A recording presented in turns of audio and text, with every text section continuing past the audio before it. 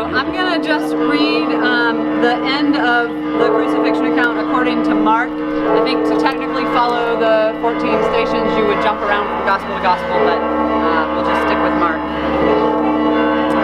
It was 9 o'clock in the morning when they crucified Jesus. The inscription of the charge against him read, "The King of the Jews." And with him they crucified two bandits, one on his right and one on his left. Those who passed by derided him, shaking their heads and saying, "Aha! You who would destroy the temple and build it in 3 days, save yourself and come down from the cross." In the same way, the chief priests, along with the scribes, were also mocking him among themselves and saying, "He saved others, he cannot save himself. Let the Messiah, the King of Israel, come down from the cross now, so that we may see and believe." Those who were crucified with him also taunted him. When it was noon, darkness came over the whole land until 3 in the afternoon. At 3 o'clock, Jesus cried out with a loud voice, "Eloi, Eloi, lama sabachthani," which means, my God, why have you forsaken me?" When some of the bystanders heard it, they said, "Listen, he is calling for Elijah." And someone ran, filled a sponge with sour wine, and put it on a stick, and gave it to him to drink, saying, "Wait, let us see whether Elijah will come and take him down." Then Jesus gave a loud cry and breathed his last. And the curtain of the temple was torn in two from top to bottom. Now when the centurion who stood facing him saw that in this way he breathed his last, he said, "Truly this man was God's son."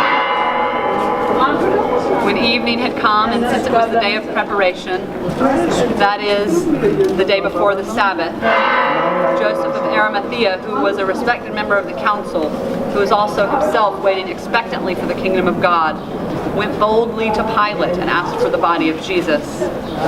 Then Pilate wondered if he were already dead, and summoning the centurion, he asked him whether he had been dead for some time. When it was learned from the centurion that he was dead, he granted the body to Joseph.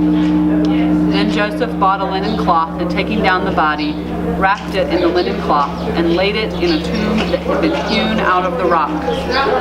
He then rolled a stone against the door of the tomb.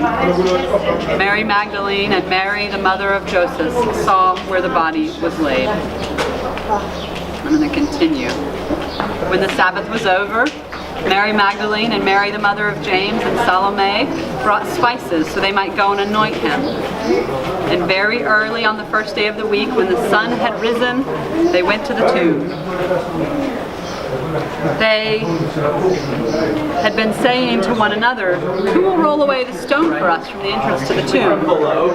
When they looked, they saw that the stone, which was very large, had already been rolled back. As they entered the tomb, they saw a young man dressed in white robes sitting on the right side, and they were alarmed. But he said to them, "Do not be alarmed. You are looking for Jesus of Nazareth, who was crucified. He has been raised. He is not here. Look, there is the place they laid him. But go, tell his disciples and Peter that he is going ahead of you to Galilee. There you will see him, just as he told you." The word of the Lord. Thanks be to God. So may you contemplate those words and your own response to the call to go and tell, as we walk together to the Church of the Holy Sepulchre and join our brothers and sisters in worship at the start of their Holy Week.